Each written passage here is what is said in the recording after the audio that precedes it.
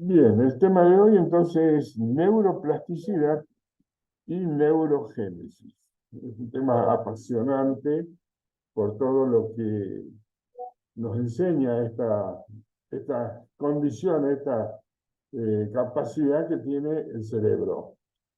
Se tenía conceptos muy definitivos y que eran bastante complicados para la época actual.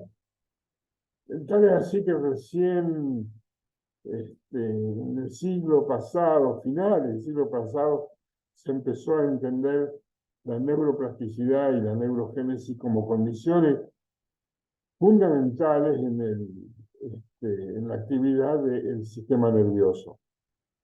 William James sugirió que el cerebro no era tan inmutable como se pensaba. En Principios de Psicología, este autor escribió: la materia orgánica, especialmente el tejido nervioso, parece dotado de un extraordinario grado de plasticidad. Hasta estos dichos y hasta la fecha eh, fue realmente en permanente revisión hasta que en la década del 60 comienza a estudiarse lo que es la neuroplasticidad.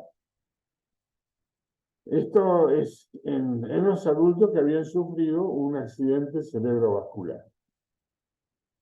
Que podían recuperarse, se demostraba que el cerebro era mucho más maleable de lo que se creía.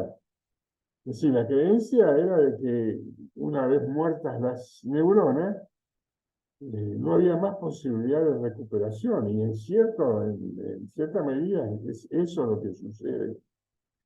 Y neurona que se muere, neurona que no se regenera más. Lo que pasa sucede en otras cosas, que es a lo que nosotros apuntamos, y explicarían claramente esta situación. Sí, lugares del cerebro dañados que anulan una función, ya sea motora, sensitiva, el olfato, movimiento, aparición de parálisis, todas las cantidades de sintomatología de enfermedades neurológicas que parecían definitivas, pero sin embargo hoy, gracias a todos estos conocimientos que vamos a arribar hoy, vamos a encontrar que el cerebro es posible recuperarlo, no solo el cerebro, sino cualquier estructura nerviosa, gracias a la función y al conocimiento de lo que es la neuroplasticidad. Realmente me tendría que pagar musculito ya. Concretamente, a ver, hay un micrófono abierto. ¿Qué es la neuroplasticidad? También conocida con el nombre de plasticidad cerebral. Esto se refiere a la capacidad del cerebro para adaptarse y cambiar como resultado de la conducta y la experiencia. Esto es notable porque si nosotros hacemos un razonamiento muy sencillo, un niño de recién nacido, ahora vamos a cerrar el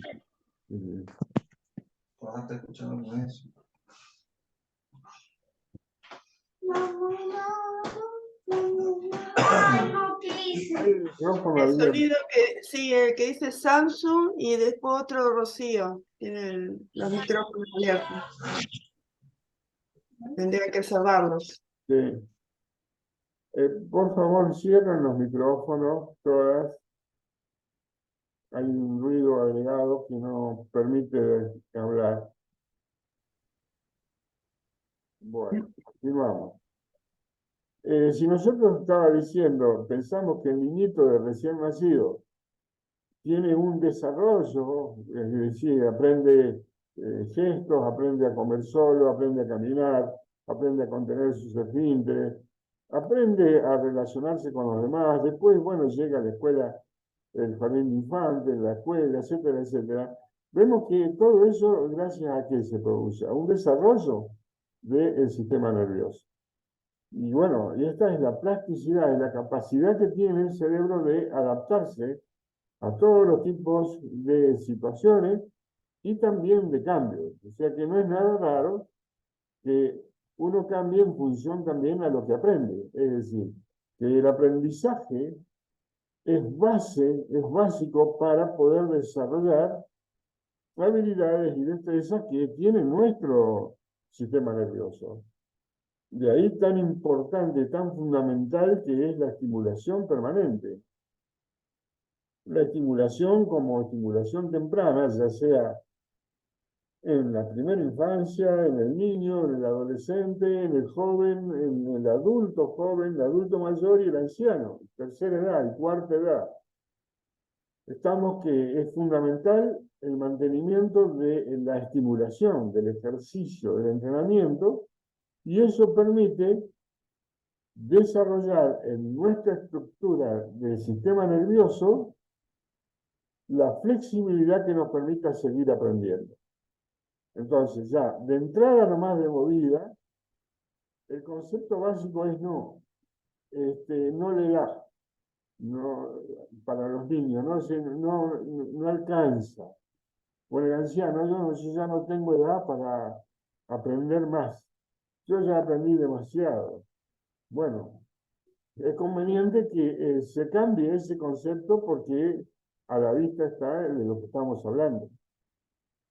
Hasta los años 60 los psicólogos creían que los cambios en la estructura cerebral solo podrían tener lugar en la infancia. Pero estamos hablando del año 60, porque a partir de los años 80 en adelante, el desarrollo de las neurociencias es infinito, a tal punto que hoy se podría decir que de todos los adelantos en la medicina, el que ha tenido las neurociencias ha sido prevalente.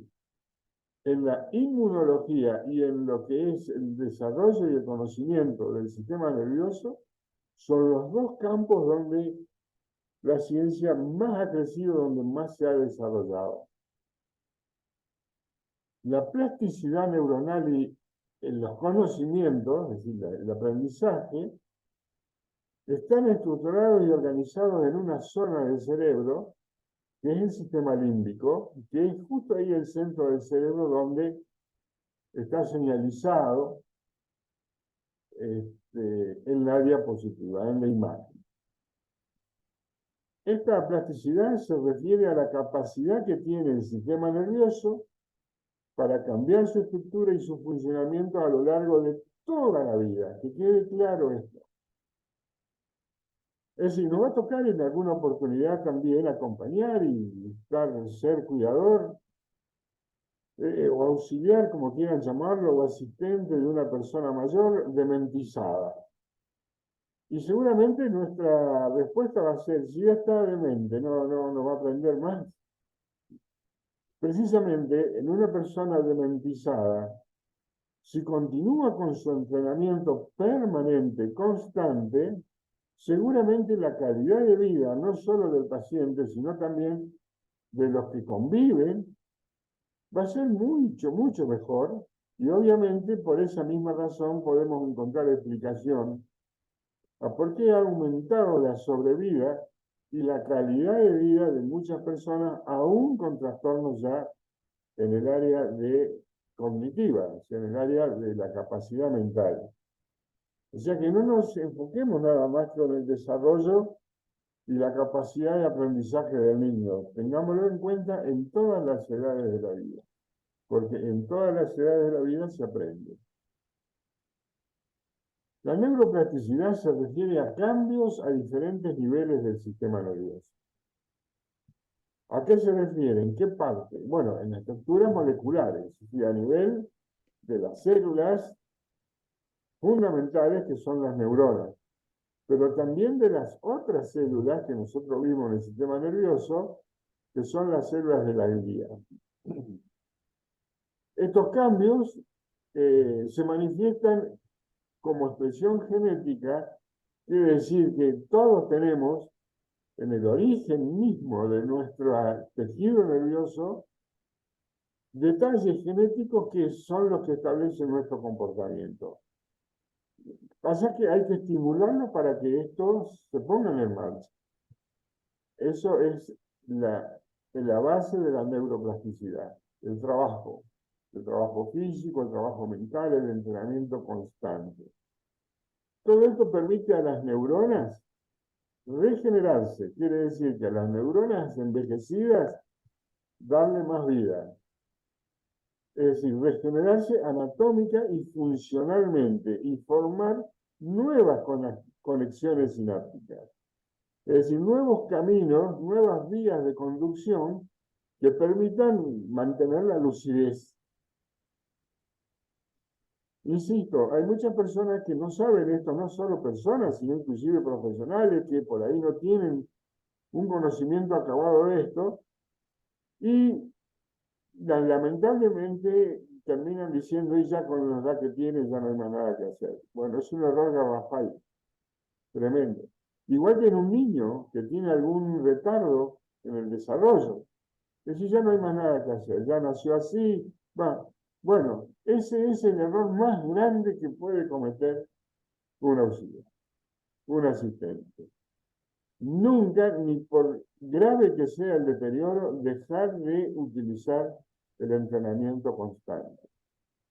Esto justamente representa la facultad del cerebro para recuperarse y reestructurarse. Es decir, no es que ya no hay más nada que hacer, siempre el tejido, por su maleabilidad, por su neuroplasticidad, vamos a tener posibilidades de conseguir mejores respuestas, mejores resultados. No tenemos duda que en la edad, desde el niño, las respuestas van a ser mucho más favorables. Lo que no quiere decir que en la edad adulta abandonemos esta condición de neuroplasticidad. Porque en la edad adulta se creía que las estructuras cerebrales eran imperturbables, eran imposibles de poder cambiar. Y también ese concepto era un concepto mío, porque era así la cuestión. Se muere la célula y el cerebro no funciona más. Nada que ver. Es un error garrafal insistir en eso. Porque las investigaciones demostraron que el cerebro va a continuar creando nuevas conexiones neuronales y alterando las que ya existen con el fin de adaptarse a nuevas experiencias, aprendiendo de la conducta y la nueva información para crear nuevos recuerdos. Perfecto. Vamos a darlo esto por cierto. La pregunta es, ¿y cómo cambia el cerebro? ¿Es posible esto? Por supuesto. Cambia a través de distintos mecanismos. La neurogénesis. ¿Qué es la neurogénesis? Es la generación continua de nuevas neuronas en ciertas regiones del cerebro. Después vamos a ver definitivamente bien qué es la neurogénesis. Pero el nombre lo dice, neurogénesis es génesis del nacimiento, origen. Neurogénesis es el desarrollo de nuevas neuronas. Entonces quiere decir, la neurona muerta, listo, se murió, no vamos a revivir porque algo muerto, tejido muerto, evidentemente es imposible. Pero ¿qué pasa? Estamos hablando de neuronas nuevas, no de revivir neuronas muertas. Generar neuronas nuevas. Ahí vamos a ver qué es eso. Nueva sinapsis, ¿qué quiere decir? Nuevas conexiones entre neuronas. Quizás conexiones que no usaron nunca. He estado presente en pacientes con un gran deterioro en muchas funciones y gracias a la estimulación, gracias al entrenamiento, se han podido descubrir nuevos circuitos que permiten mejorar notablemente la calidad de vida de los pacientes. Yo les voy a dar un ejemplo como para que les tome entusiasmo esto que estoy hablando. El profesor Larrea, un gran maestro que fue un rehabilitador en la época que yo hice la residencia de geriatría italiano, era un entusiasta tremendo de esta situación. Y nos contó en una oportunidad que un paciente que había tenido un accidente cerebrovascular, que había quedado con una parálisis definitiva de los miembros inferiores, con un grado de inmovilidad grave, sin embargo, nunca abandonó la rehabilitación. a los 5 años de trabajar permanentemente, logró que pudiera apagar y prender la luz de la perilla de su casa. Es decir, si lo hubiéramos dejado, no hubiera logrado nunca eso, pero es el ejemplo cómo esta persona también pudo empezar a comer sola, porque no abandonó la rehabilitación. Porque gente, estas rehabilitaciones prolongadas, uno pierde la esperanza y dice, ya hizo todo y no respondió con nada. Bueno, sepan que un error de los más grandes es abandonar la rehabilitación. Y quien no lo sabe lo va a abandonar porque no lo sabe, y esa es la pena. Pero el que sabe no va a abandonar nunca la rehabilitación. La va a continuar en forma permanente, permanente. ¿Qué otras características podemos decir que cambia el cerebro? Sinapsis reforzada. Quiere decir, circuitos sinápticos causados por una lesión, por un tumor, una hemorragia, por lo que sea, por una infección, quedan debilitados. Entonces su funcionamiento es menor. Con el entrenamiento se logra esto, reforzar esas conexiones y restablecerlas. Entonces es posible que aquella persona que sufre una afasia pueda hacerse entender gracias al entrenamiento. Aquella persona que tiene algún otro tipo de afección en los órganos de los sentidos, el olfato, el gusto. Todo es posible seguir trabajando porque esto nos demuestra que se puede hacer. Y las sinapsis debilitadas, si no se usan, peor va a ir. Si no atacamos y reforzamos las sinapsis debilitadas, obviamente va a ser peor la cosa. Mucho peor. En todo lo que hoy ha adelantado, la rehabilitación, la fisioterapia, la psicoeducación, es enorme la cantidad de los resultados sorprendentes que se obtienen.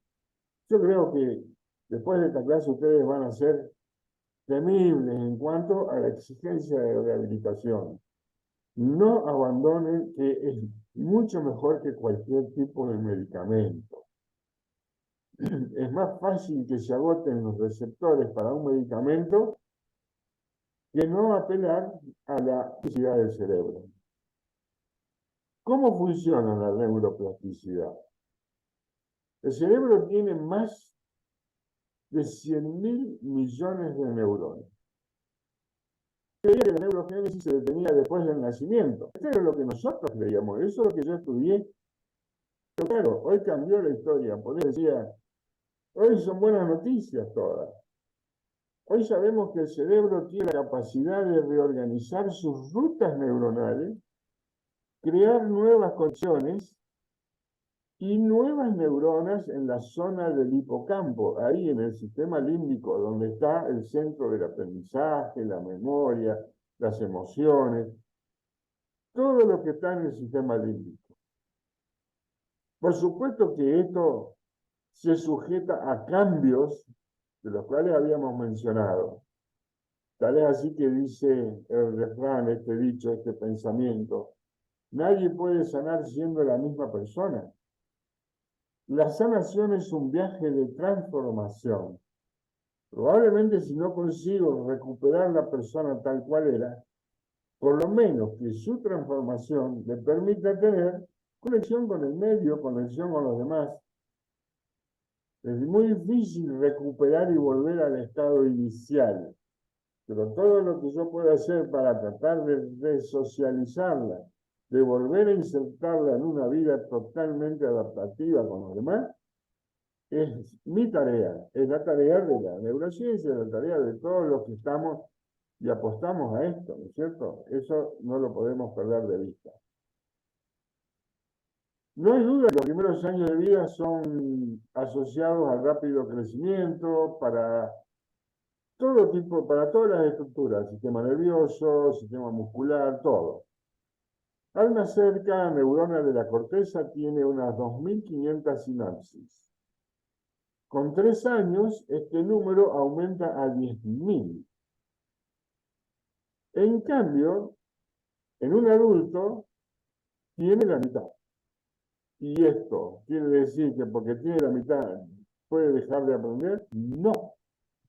¿Y por qué? Y porque ya tiene los circuitos hechos, ya tiene las neuronas que funcionan, y vamos a ver qué pasó en esa persona que tiene la mitad de las neuronas que tenía al nacer, la mitad de las que tenía al nacer, pero sin embargo puede seguir teniendo capacidad intelectual y motora y sensitiva. Todo depende del grado de estimulación que nosotros hagamos. No vamos a poder detener jamás el envejecimiento porque es un fenómeno biológico. Lo que sí podemos hacer es mejorar la calidad del envejecimiento, que es nuestro objetivo. ¿Por qué ocurre esto? A medida que ganamos experiencia y nuevas conductas, las conexiones sinápticas se fortalecen. Y las que no son eliminadas, es decir, el mismo tejido nervioso se encarga de eliminar la que ya no sirve, no nosotros. Ni nosotros, ni nadie va a determinar que este circuito no se llama. El mismo sistema nervioso se encarga de esto. A esto se llama poda sináptica, es decir, circuito, neurona que no funciona, el mismo sistema nervioso se encarga de eliminarlo. No hace falta medicamentos, nada. El mismo sistema nervioso de todas las personas tiene capacidad. Las neuronas que utilizamos con mayor frecuencia desarrollan conexiones más fuertes y las que nunca o rara vez se utiliza eventualmente mueren. Si una persona ha desarrollado en su vida habilidades manuales, pintura, un carpintero, alguien que haga herrería, un mecánico, si no seguimos estimulando esos circuitos, probablemente esas células mueran antes. Si una persona desarrolló habilidades musicales y por la edad deja de practicarla, eso se le ve, porque si no tiene nada. Recuerden las 9 causas, las 9 características fundamentales de la vida. Una de ellas era la movilización, la movilidad. ¿Recuerdan? Bueno, cualquier persona que no haga movilización de cualquier estructura, y bueno, esa estructura se va a... Quiero que nos planteemos qué pasa cuando dejamos de vivir, pensar, sentir y aprender. Nada, nuestra vida es un vacío total, es una vida vegetal. Una planta vive, una planta, una hierba vive, pero sin ningún tipo de relación, sin pensar, sin sentir, aprender. Por eso la pregunta, ¿todavía crees que no deberías dedicarte a aprender y desaprender? Por supuesto, esa es la base, esa es la clave. Generalmente se suele decir, estoy cansado porque no entiendo de nada, hago un esfuerzo. Bueno, el esfuerzo no lo tenés que hacer vos, lo tiene que hacer el paciente. Y sobre todo, ¿quién es el que guía al paciente si el paciente tiene algún grado de discapacidad? El rehabilitador, el cuidador, el acompañante. Ese es el encargado. Y sobre todo, el conocimiento. Si yo no sé que puedo mejorar su calidad de vida, su conexión, y bueno, es un punto a favor. Entonces, la conclusión es, no dejes nunca de hacer cosas. ¿Qué cosas? La que sea. Números, juegos, música, entretenimiento. Buscar la forma de encontrar. A todas las personas no nos gusta lo mismo. En tal caso iremos buscando de estimularlo con actividades que le entusiasman, tanto al niño como al adulto, como al joven. Quiero explicar que la neuroplasticidad no es exclusiva del niño, es de todas las edades. Este potencial adaptativo del sistema nervioso permite al cerebro reponerse a trastornos y reduce los efectos de alteraciones estructurales producidas por algunas patologías. Las más frecuentes, las que nosotros podemos llegar a ver con seguridad, son las esclerosis múltiple, enfermedad de Parkinson, distintos deterioros cognitivos, es decir, demencias, enfermedad de Alzheimer, dislexia, dificultad hablar, trastornos de hiperactividad, insomnio, en adultos, en infantes, etcétera, porque podemos seguir mencionando, todas tienen lesiones en la estructura del sistema nervioso. Quiere decir que podemos trabajar para recuperar esas estructuras. Hay un concepto que ha descrito Diego Santos que dice el concepto de mentalidad del crecimiento. La inteligencia puede desarrollarse a través del esfuerzo y del trabajo. Miremos cómo se trabaja en el cerebro. Esta mentalidad es importante para avanzar y crecer como estudiante y es una de las características de las personas de éxito en cualquier campo. La neuroplasticidad o plasticidad cerebral es la explicación científica de lo que sucede en el cerebro cuando se esfuerza y trabaja.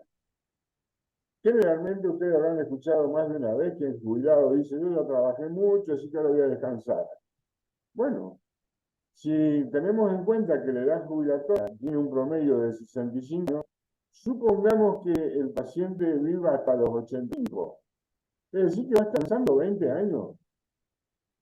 No sé, respondan ustedes, porque me parece un absurdo. Me parece más raro que se tome unas buenas vacaciones y a la vuelta empiece otra vez a trabajar. Igual que el niño. Es más, el niño tiene que aprovechar al máximo porque es la máxima capacidad de aprendizaje. Hasta los 17, hasta los 22 años, vamos a ver, es la máxima capacidad de aprendizaje y va en forma decreciente. Más aprende cuanto más niño y eso se va potenciando, ¿por qué? Por la experiencia, por conocimiento previo. Pero la máxima lucidez se logra hasta los 22 años. Ojo, no quiere decir que a partir de los 22 años no se siga desarrollando, no. Lo que quiere decir, quien tenga un buen desarrollo hasta los 22 años, después va a utilizar esa capacidad para el resto de su vida, siguiendo con la estimulación. Siguiendo con la estimulación. Bien, ¿cuáles son los beneficios de entrenar el cerebro? Bueno, vamos a ver un cerebro entrenado. ¿Qué beneficios reporta? Ayuda a crear nuevas conexiones neuronales. Recuerden que la sinapsis era el momento, era el estatus fisiológico que pasaba el impulso nervioso de una neurona a otra. Quiere decir que el que lleva tanto el estímulo nervioso sensitivo o motor de un lado a otro. Esas son las conexiones neuronales. El entrenamiento ayuda a generar nuevas conexiones. Disminuye los niveles de estrés y ansiedad, seguro. Mejora todas las funciones cognitivas como la memoria, el lenguaje, la atención, el interés por las cosas. Todo esto, obviamente, como beneficio. Mejora la autoestima, la confianza, el bienestar. Aumenta la autonomía, es decir, aumenta la capacidad de independencia de las personas mayores y las relaciones sociales. Digamos que también evitamos la soledad impuesta o electa por una persona por falta de estímulo. Es decir, si nada le llama la atención, probablemente la tendencia va a ser el aislamiento. Además, otra de las características del cerebro entrenado ralentiza la aparición o proceso de otras enfermedades neurodegenerativas y que sabemos que con un cerebro envejecido abundan. Sigamos. Neurólogos, psicólogos encargados de trabajar sobre los trastornos cognitivos deberían tener presente que la plasticidad, la neuroplasticidad, está en la conexión o la interconexión entre las neuronas. Demuestran que la batería de ejercicios clínicos de estimulación cerebral ayuda a fomentar la creación de nuevas sinapsis y circuitos neuronales capaces de reorganizar y recuperar la función de la zona dañada y la transmisión de capacidades compensatorias. Esto es muy importante tenerlo en cuenta por lo que hablábamos de nuevos circuitos neuronales. No, a lo mejor son circuitos neuronales viejos que nunca se utilizaron. Pero con la estimulación, estos viejos circuitos no utilizados nunca entran en actividad. Entonces se desarrollan capacidades compensatorias, como por ejemplo, la persona que tiene alguna disminución o pérdida en la capacidad visual. ¿Cuáles serían las capacidades compensatorias? Y desarrollar más capacidad en otros sentidos. El olfato, el tacto, el gusto. Y de alguna manera todo eso van compensando otros déficits. Por eso es necesario tener presente la posibilidad de que ante la pérdida de algún tipo de función, sea sensitiva o motora, siempre vamos a tener la capacidad compensatoria. Esto también se ve mucho en la marcha, en las habilidades manuales, en pacientes que han tenido una parálisis como secuela de un accidente cerebrovascular. La nueva directriz en la rehabilitación indica que si circuitos viejos dañados no funcionan, bueno, apelar a nuevos circuitos o a circuitos viejos que nunca funcionaron. La plasticidad cerebral se activa y fortalece aplicando este programa clínico de ejercicios de intervención. Vamos a ellos.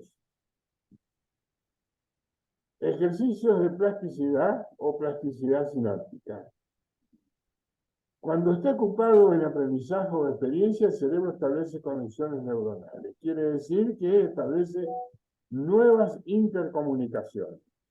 Se crean a través del aprendizaje y la práctica. Las neuronas se comunican por sinapsis y se regeneran durante toda la vida. Está claro esto, ¿no?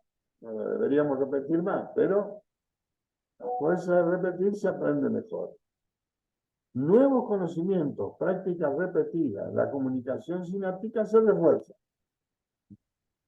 Una mejor comunicación significa que las señales eléctricas viajan más eficientemente en el nuevo camino. Nunca abandonar, porque tenemos que apelar a desarrollo de nuevas conexiones. Fíjense, hay un experimento que fue guiado por Eleonore Maguire, es una profesora de la Universidad de Londres, que estudió esto en choferes de taxis y de ómnibus en colectivos o ómnibus micros de líneas comunes. Fíjense qué estudio sencillo, pero qué montón de enseñanza dejó. Los taxistas de Londres tienen que realizar examen con preguntas sobre las rutas para ir de un sitio a otro de la ciudad. Yo no conozco Londres, pero muchas personas de las que lo conocen dicen que es una palabra cruzada hecha ciudad. Es decir, son todas cortadas, es dificilísimo. Son calles de 2, 3 cuadras y ya cambia de nombre. Es la ciudad más difícil de circular en el mundo. Eso dicen los que saben. Realmente debe ser así, porque esto es reiterativo. El profesor Puzner, ya fallecido, hizo un video que está en YouTube. Yo después, si quieren, se los paso, sobre esta experiencia de los taxistas de Londres. Pero en definitiva van a ver en video, en un documental, todo lo que yo les estoy explicando. La zona del cerebro que guarda los datos necesarios para recordar la ubicación espacial de los objetos está en el hipocampo. ¿Qué pasó con los taxistas? Encontraron en todos los taxistas que en el hipocampo era de mayor tamaño, es decir, que tenían mayor cantidad de materia gris que en el conductor que manejaba ómnibus con una línea regular, quiere decir que va por el mismo lugar. obviamente el desarrollo del hipocampo en los taxistas era mucho mayor que en el de los ómnibus que van siempre por el mismo lugar. Indudablemente esto tiene mucho que ver también con el tema de quien desarrolla la actividad del mozo del restaurante, de bar, lo que fuere. Pero si nos llama la atención, ¿cómo se puede acordar de todo y no equivocarse? Bueno, realmente, ¿por qué? Porque el entrenamiento hace que ese sector del hipocampo se desarrolle más. Entonces, nos hace falta alguna otra demostración que es evidente que el estímulo y el entrenamiento en determinada función hace de la plasticidad cerebral permita una mejor performance, una mejor actividad como causa del aprendizaje y el entrenamiento. Perfecto. El tamaño del hipocampo estaba correlacionado con el tiempo que llevan los taxistas ejerciendo su profesión. Evidentemente, el estudio fue tan completo que no se lo voy a mostrar porque obviamente un estudio tiene, no sé, la cantidad de hojas. Ha demostrado también que el hipocampo, personas que más años tienen en la actividad, están más desarrollados todavía. Gracias a que no abandonó esa actividad. Por eso hay algunas personas que desarrollan una actividad, la dejan, la vuelven a retomar en la vejez y tienen sorprendentes respuestas. Quiere decir que alguna vez en su vida estableció conexión en base a esa función. La dejó de hacer, sí, pero ahora se la revivimos. Bueno, ese reentrenamiento permite recuperar funciones perdidas. Hay alguien que se le puede hacer lo mismo con respecto a los pianistas. Un estudio muy parecido, nada más que hecho por otro grupo de estudio. Se enseñó a un grupo de voluntarios a tocar una pieza de piano.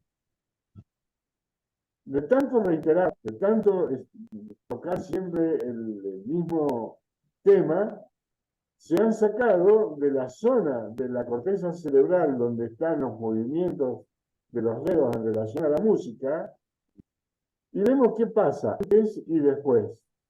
Antes, finger, el dedo, las estructuras que corresponden a los dedos eran más chiquitas que las estructuras nerviosas después del entrenamiento. Increíble, pero esto está totalmente documentado. Quiere decir que el crecimiento de la estructura nerviosa está en función al entrenamiento, a la práctica. No obstante eso, este estudio observó otra cosa que es maravillosa. Se observó que el entrenamiento trajo consigo un aumento en la región correspondiente a la corteza motora, responsable de las demás. ¿Y qué fue lo nuevo que se descubrió? Que las personas que simulaban tocar el piano sin tocar, también se desarrolló. Quiere decir que no es necesariamente tiene que tocar las teclas, sino también simular que está tocando una canción todos los días, hacer la práctica de que está tocando eso. En definitiva, vamos a ver también un desarrollo en el sistema nervioso, en la estructura del sistema nervioso. Espectacular. Al analizar las imágenes cerebrales de la otra mitad de voluntarios, a los que se les puso, acá explico lo que acabé de decir. Se les puso a imaginar que tocaban la pieza, se observó que la simulación mental de los movimientos activaba las regiones de la corteza motora que se requerían para la ejecución de los movimientos. Quiere decir, hizo que voluntarios aprendieran a tocar y a otro grupo de voluntarios sin tocar, que simularan, y el desarrollo también fue el mismo. Sorprendentemente, la práctica mental fue suficiente para promover neuroplasticidad. Tengamos en cuenta que la neuroplasticidad da como resultado funciones extraordinarias, como la capacidad de establecer planes vitales, la socialización, todo gracias al entrenamiento cognitivo, el ejercicio físico, la cantidad de horas de sueño, la buena nutrición y obviamente la salud integral.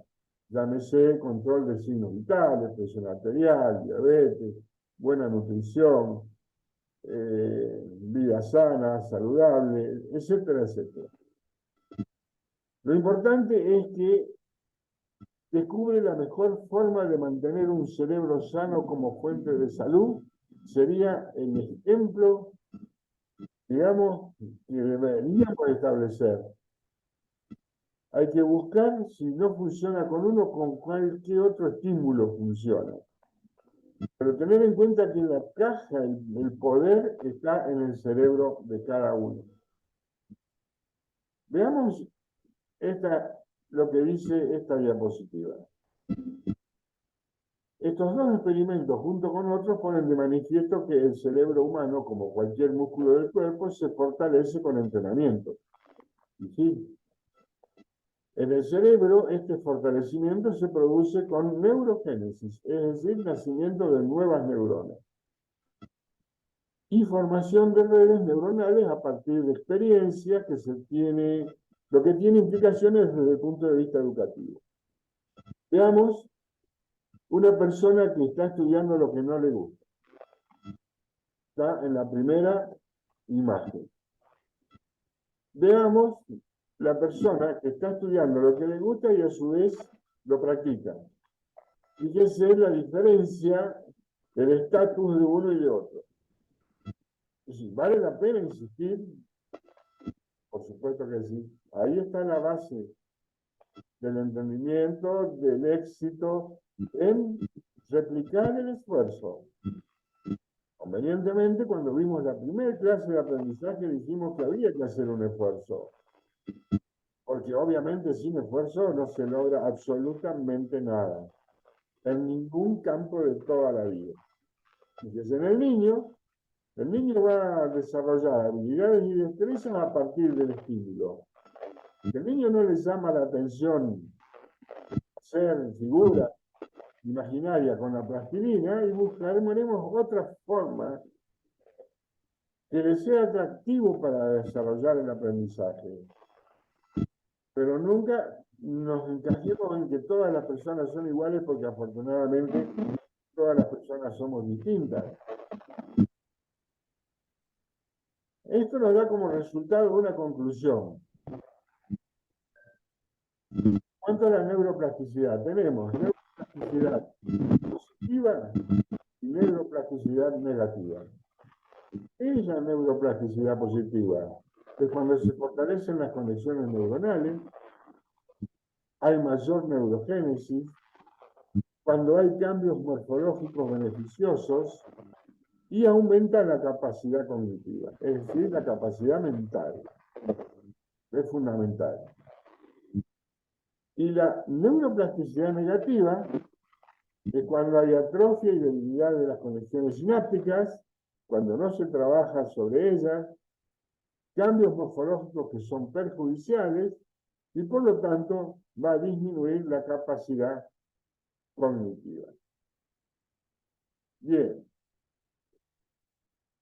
En pocas palabras, nuestro cerebro tiene el poder de reestructurar neuronas sanas para hacer la función de las neuronas dañadas. La neuroplasticidad brinda la posibilidad de que el cerebro reasigne trabajos, es decir, activar neuronas nuevas, activar circuitos neuronales nuevos.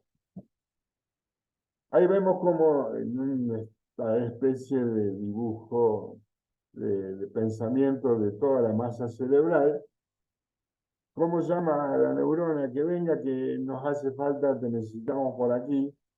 Y si la neurona no aparece porque está muerta, vamos a estimular para que otras células se transformen en neuronas.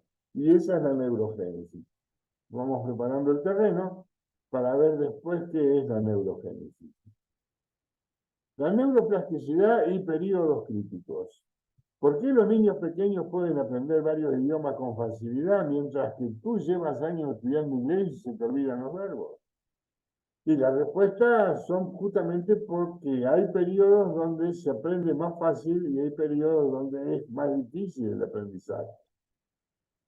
La plasticidad cerebral, como habíamos dicho, es máxima en los primeros años del neurodesarrollo. Cuando se adquiere el aprendizaje para la adaptación al medio, desplazamiento, comunicación, interacción social, con la familia, con los vecindarios, con los parientes, etc.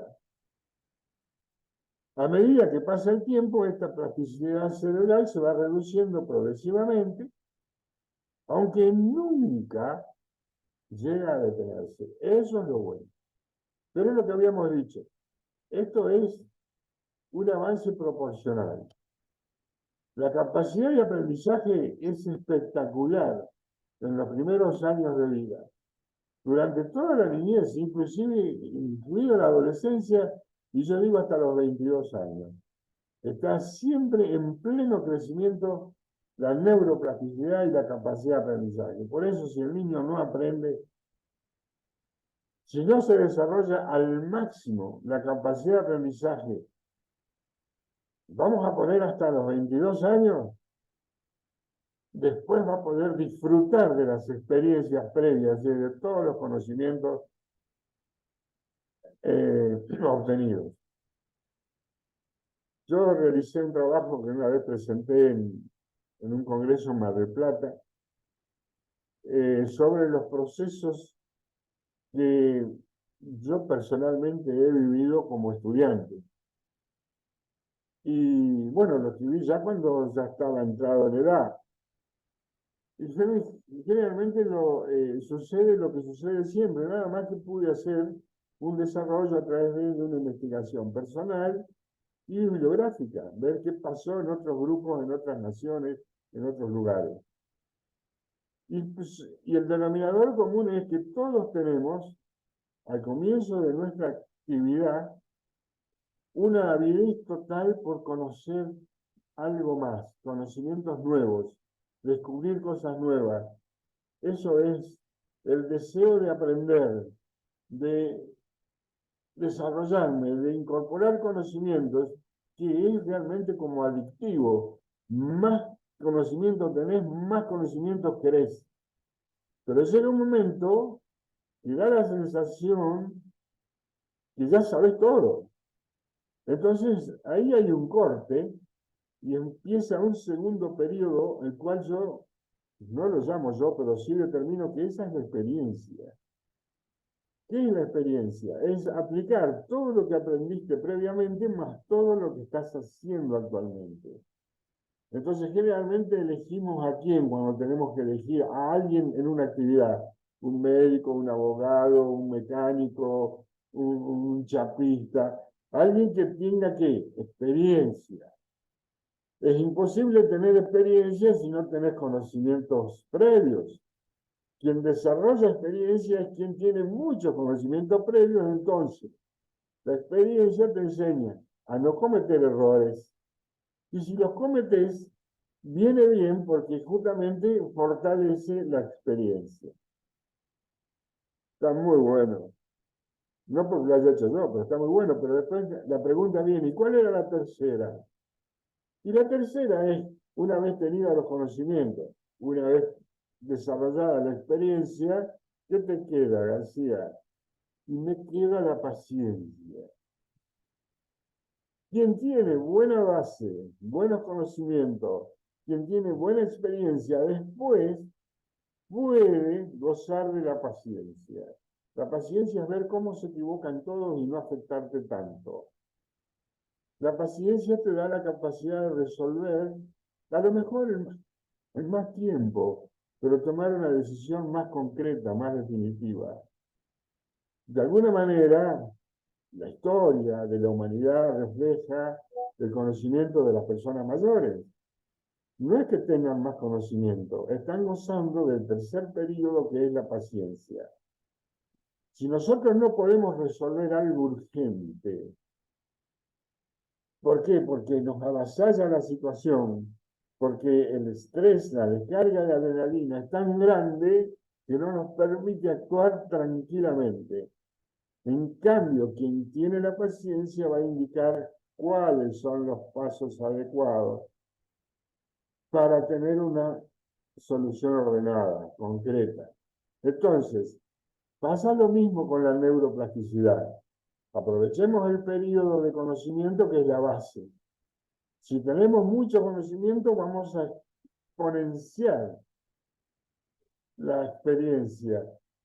Y si hacemos una buena experiencia en cualquier profesión, vamos a tener la paciencia de poder ayudar, de complementar el desarrollo de todos los demás. Muy interesante. ¿Cuál es la teoría del aprendizaje y de la neuroplasticidad? Esto implica la participación en todas las áreas de la educación.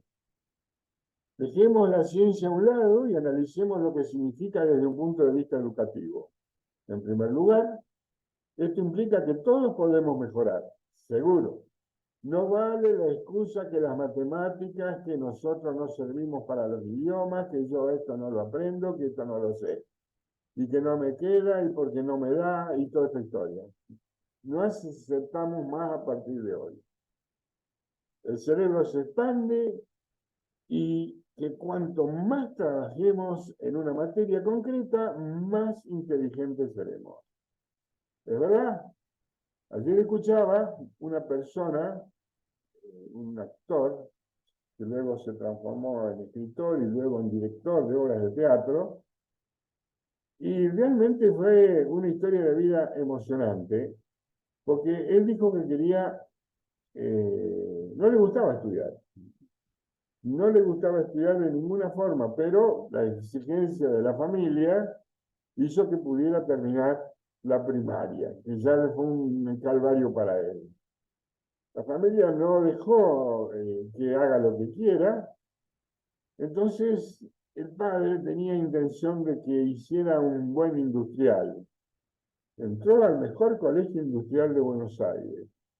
Estaba en el segundo año del Otto Kraus y una profesora de dibujo técnico, cuando vio el trabajo que hizo, le dijo: ¿qué haces acá vos? En realidad, el chico, en ese momento adolescente, tenía otra vocación, no hacer el secundario en un colegio industrial, porque el papá quería. Entonces, va a la casa y le dice: tenés que ir al colegio a retirar todos los papeles porque yo no voy a seguir más yendo a estudiar. Lío en la familia, en todos lados. ¿Qué pasó? Cuando el padre habla con la profesora de dibujo técnico, le dice que el chico tenía una vocación marcada hacia la creatividad, la imaginación. Si él no había tenido alguna manifestación de niño ahora, de decir que quería otra actividad. En realidad, después se sincera con el padre y le dice que él lo que quería hacer era actor, estudiar de actor. Bueno, perfecto. El padre asintió esto, pasó a un colegio secundario, terminó un colegio secundario con un perfil general, hoy ya siendo un personaje extraordinario, un brillante actor, director de cine, creador de obras, dice que no terminó quinto año. Pero ¿cuál era su vocación? ¿En dónde desarrolló todo? Y en esa vocación que tenía en el cerebro emocional, en su hipocampo, y bueno, afortunadamente alguien lo descubrió, entonces pudo ser un exitoso en su vida. Es decir, nadie aprende lo que no le gusta, pero estoy hablando en el desarrollo. En el niño no hay que estimular lo que le gusta, no, primero que se forme y después buscar la evocación. Atenti, antes se tomaban pruebas de capacidad intelectual, coeficiente intelectual y test vocacional sobre cuál era la tendencia a estudiar determinada carrera. Ustedes ven que esto ya se dejó un poco de hacer. ¿Por qué? Y porque generalmente las personas con mucha inteligencia tienen desarrollo de la corteza cerebral, pero todas las personas somos emocionales. Quiere decir que nosotros vamos a hacer y ser en la vida lo que emocionalmente nos gusta. Eso es clave. Por eso, en el dibujo de Mafalda dice, no hay edad para aprender, no hay edad para las emociones.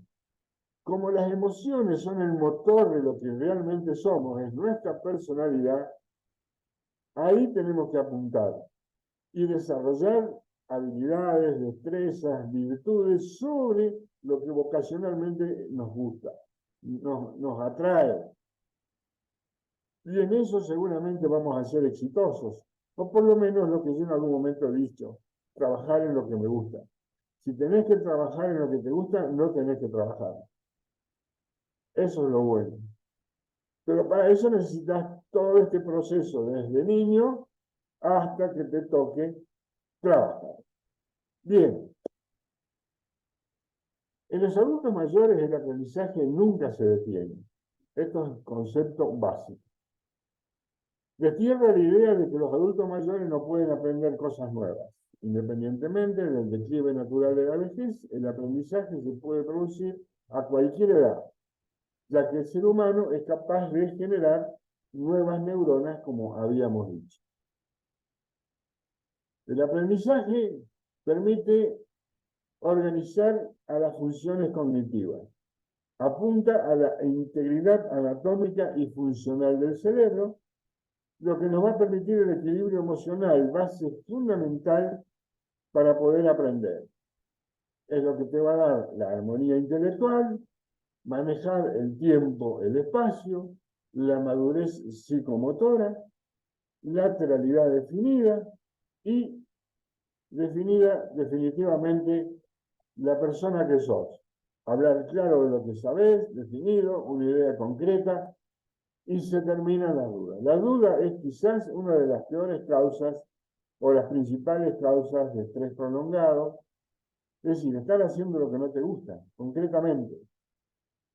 Esa es lo que te va a dar más frustraciones que alegría. Por lo tanto, la neuroeducación, que es el entrenamiento permanente, es a donde tenemos que apuntar conociendo todo esto.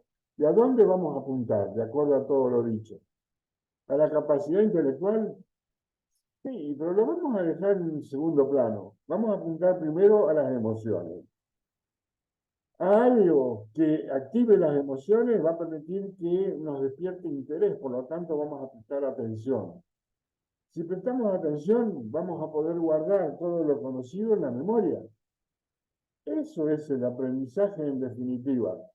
Y bueno, va a provocar que la cooperación entre todas las estructuras nerviosas, lo que va a originar la posibilidad de crear cosas nuevas, imaginar cosas nuevas.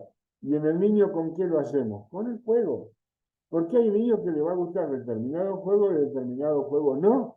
Ahí tenemos que elegir con qué juego lo vamos a estimular más. Entonces, esto es capacidad creativa de cada uno. Esto no está escrito en ningún libro.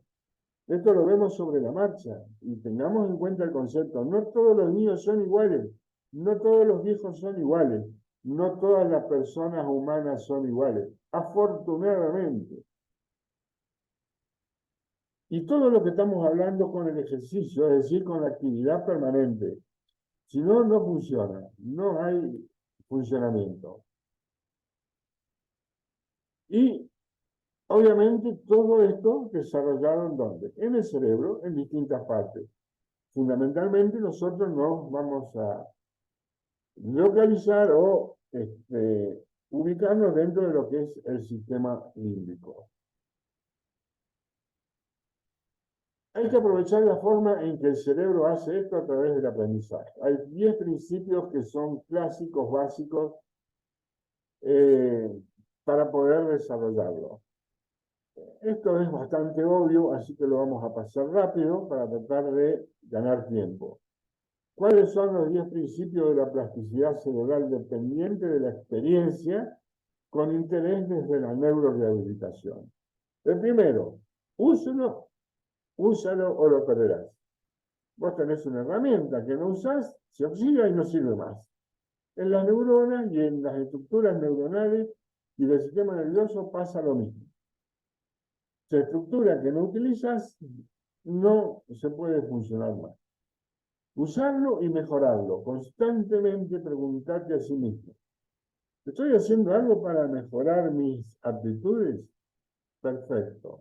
Tercero, la especificidad en el entrenamiento importa.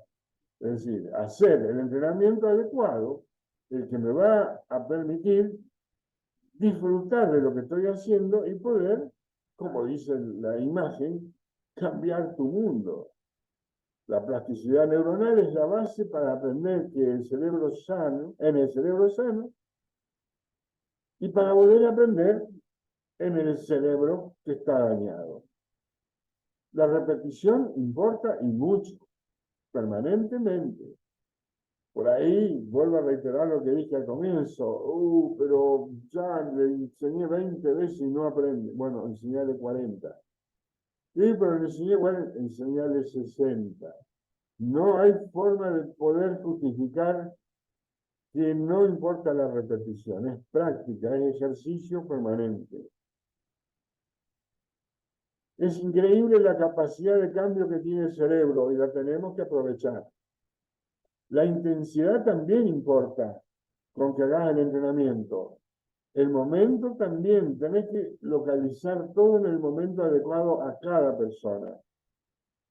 La motivación y la atención importan, por supuesto. El entrenamiento de rehabilitación es una herramienta para mejorar la reorganización cerebral y el resultado funcional. La edad importa, sí, la plasticidad inducida por el entrenamiento ocurre más fácilmente, como estamos diciendo, en los cerebros jóvenes. Pero no por eso dejamos de estimular a los cerebros mayores. Transferencia es muy importante, la interferencia también como base de estos 10 principios necesarios para el desarrollo de la neuroplasticidad. Por lo tanto, nosotros que somos auxiliares somos los principales agentes, instructores y capacitadores en todo esto, porque el mejor profesional del mundo va a venir, va a hacer el diagnóstico, el psicodiagnóstico, va a dar la planificación de trabajo, pero no lo va a hacer el profesional, lo va a hacer el auxiliar. O sea, le va a tocar siempre al auxiliar, al asistente, al estimulador. Esto le va a tocar este trabajo. La neuroplasticidad, habíamos dicho, es la capacidad de las neuronas. ¿Qué capacidad? Bueno, toda la que estuvimos mencionando. De desarrollarse primero en fetos y embriones. Mucho tiene que ver el desarrollo y el comienzo de actividades aún en niños por nacer. En fetos y embriones ya comienza a diferenciarse y organizarse las conexiones y los circuitos neuronales.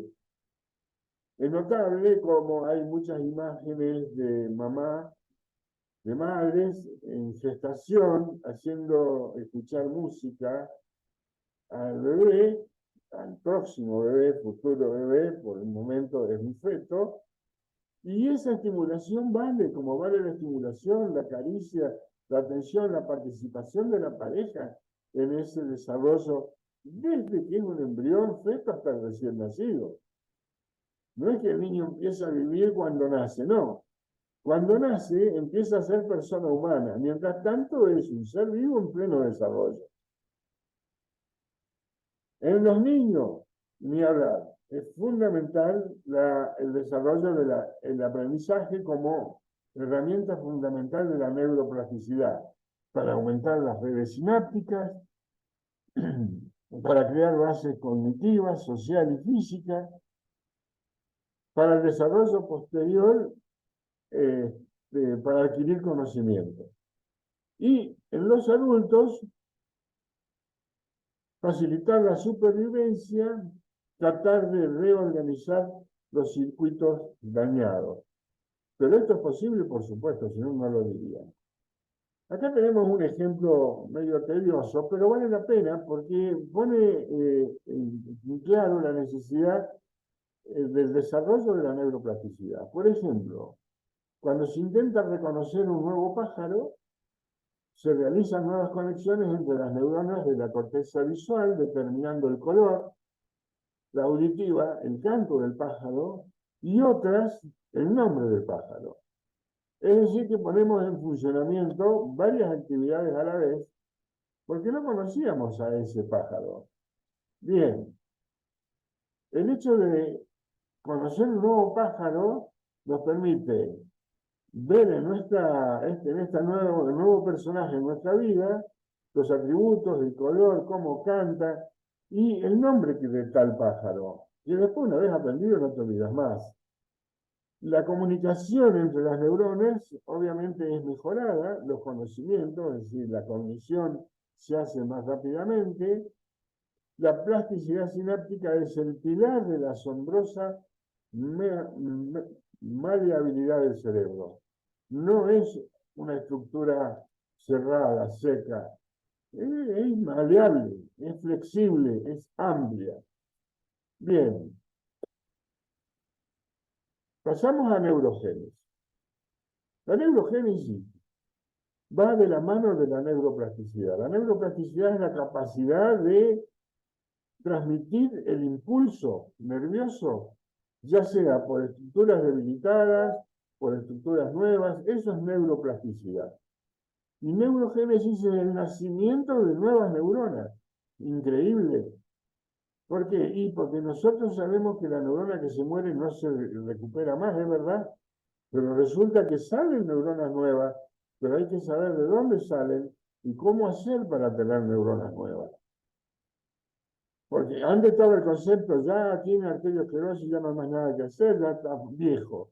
Bueno, prohibido eso en cualquier persona que se dedique a estimulación, en una asistente gerontológica, en una enfermera, en un acompañante terapéutico. Es increíble que pueda rendirse ante esa mala evidencia.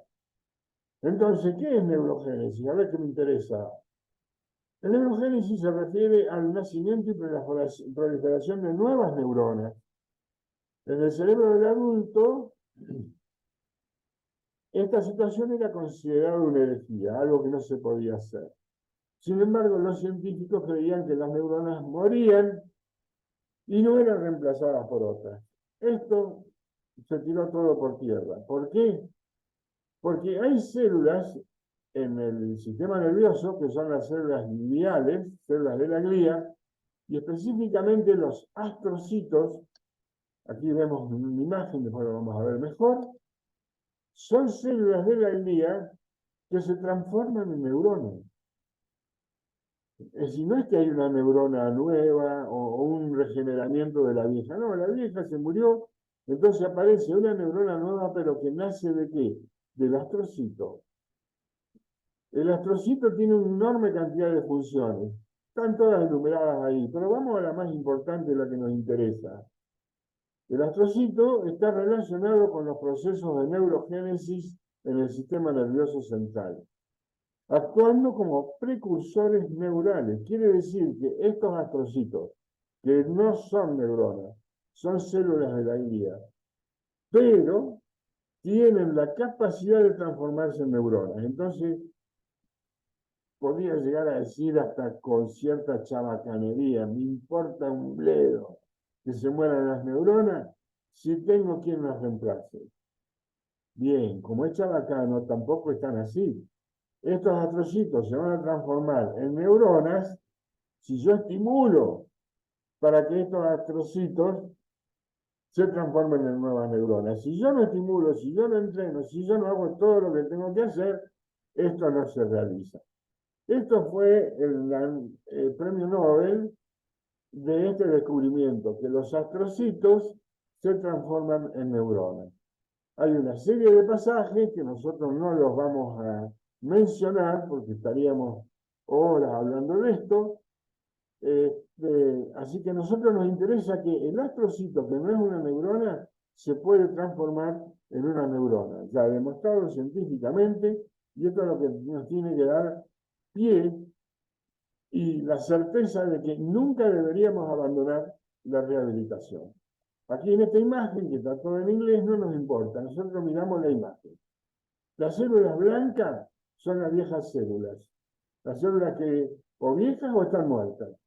Y las células rosadas son las células nuevas, las que están vivas, o las nuevas, que funcionan. Entonces, si nosotros tomamos una porción del sistema nervioso, en este caso del hipocampo, y la miramos al microscopio, vamos a ver que en el campo del microscopio, electrónico, ¿se entiende? Vamos a ver células que funcionan y células que no funcionan. Bueno, esto reafirma todo lo que estamos diciendo. El cerebro tiene capacidad de fabricar nuevas neuronas. Entonces, es necesario la reactivación, ¿con qué? Con el ejercicio físico, con el entrenamiento, con el aprendizaje, con la capacitación, y ese cerebro va a terminar formando nuevas neuronas a partir de los astrocitos. Acá tenemos la imagen de un cerebro que ha tenido una lesión importante. A través de un accidente cerebrovascular se puede provocar una hemorragia o una isquemia. Quiere decir que hay parte del cerebro que va a quedar sin circulación, por lo tanto, esa parte del cerebro, las neuronas se van a morir. Hay que ver la extensión de la lesión, la localización de la lesión, y en base a eso, después hacer un programa de rehabilitación. Y ya no es tan complicado las secuelas de los accidentes cerebrovasculares. ¿Se recuperan todos? No. ¿Se recuperan algunos? Sí. ¿Y los que se recuperan pueden andar bien? Sí. Bueno, si ya sabemos que hay un porcentaje de personas que tienen un accidente cerebrovascular y es posible su resocialización, su recuperación, apuntemos a esa. Estas lesiones en el cerebro es necesario que se desarrollen neuronas nuevas, y a eso apuntamos. Las neuronas que se desarrollen como nuevas van a migrar, es decir, van a ir hacia el lugar donde se produjo la lesión. Entonces se pueden restablecer conexiones que dejaron de funcionar por culpa de la lesión. En este caso hablamos de un accidente cerebrovascular, pero puede ser un tumor, una infección, un traumatismo, muchas causas. Estas neuronas nuevas van a migrar a diferentes áreas, incluso a que estén lejos de donde fue la lesión, pero van a ir donde son requeridas. El cerebro mantiene su capacidad neuronal. Tanto en animales como en humanos, la muerte súbita neuronal, por ejemplo, después de un accidente cerebrovascular, es el disparador para la neurogénesis. Pero recordemos que la neurogénesis es posible si desarrollamos actividades de todo tipo, para poder desarrollar no solo las actividades dañadas, sino también estimular actividades compensatorias. Quiere decir, si yo tengo la pérdida o disminución de fuerza de un grupo muscular, estableceré el fortalecimiento de los que no se han usado. Y hay, sabemos, enorme cantidad de circuitos neuronales, músculos, que prácticamente, tendones, estructuras que hacen al sistema nervioso y al locomotor, que no se utilizan o se utilizan poco. Pues entonces apuntemos a rehabilitar esas estructuras que no fueron utilizadas. Por eso en las personas mayores con cualquier tipo de lesión neurológica es posible la neurogénesis con actividades que estimulen la neurogénesis. Veamos entonces, que esto es fácil de saber. ¿Cuáles son los factores de neurogénesis? Tenemos factores que favorecen la neurogénesis. ¿Cuáles son? El aprendizaje fundamental. ¿Qué más? El ejercicio, el sexo, la buena alimentación, restringir calorías, ayuno intermitente, flavonoides, chocolate, arándanos, frutos secos, omega 3, como son comer más pescado, sobre todo los pescados de agua fría, a ellos se les llaman pescado azul, y masticar bien las comidas. Es fundamental la dentadura. Usted va a decir que tendrá que ver, y sí, tiene mucho que ver. ¿Por qué? Porque si la comida entra bien triturada, el estómago no tiene que trabajar tanto, porque ya viene como lo recibe el estómago, bien triturada, de manera que esa comida, si está bien triturada, pasa al duodeno, y del duodeno cuando se absorbe para transformar esos nutrientes en azúcar, tiene que trabajar menos, por lo tanto le va a llegar más energía al cerebro.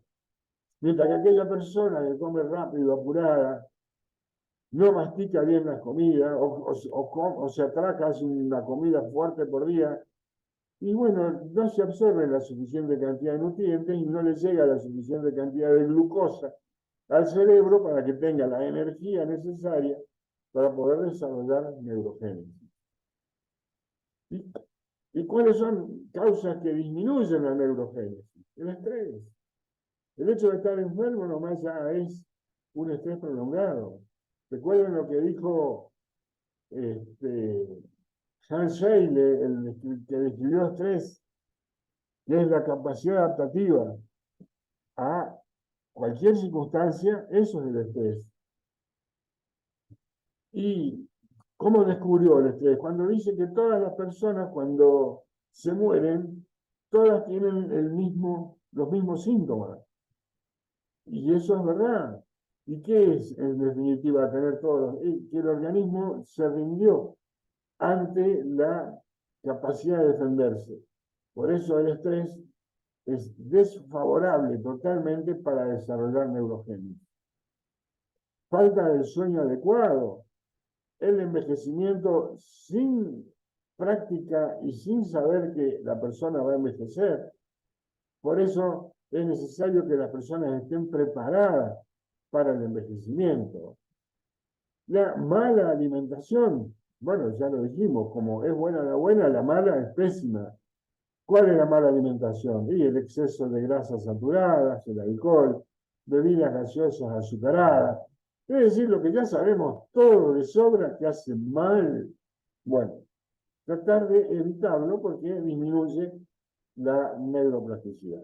Acá tenemos, visto en el microscopio electrónico, cómo es el nacimiento de nuevas neuronas, claramente. ¿Ven? ¿Es posible desarrollarse nuevas neuronas? Sí. Y eso es lo que ustedes tienen que saber. Es posible fabricar nuevas neuronas, nuevos caminos para que lleven esos estímulos sensitivos y motores y que permitan que la persona no decaiga. Que el niño con retraso mental, sea cual fuere, con el síndrome que tenga, de cualquier naturaleza, el trabajo permanente, la actividad dirigida, el estímulo es necesario. ¿Y por qué se habla de estimulación temprana?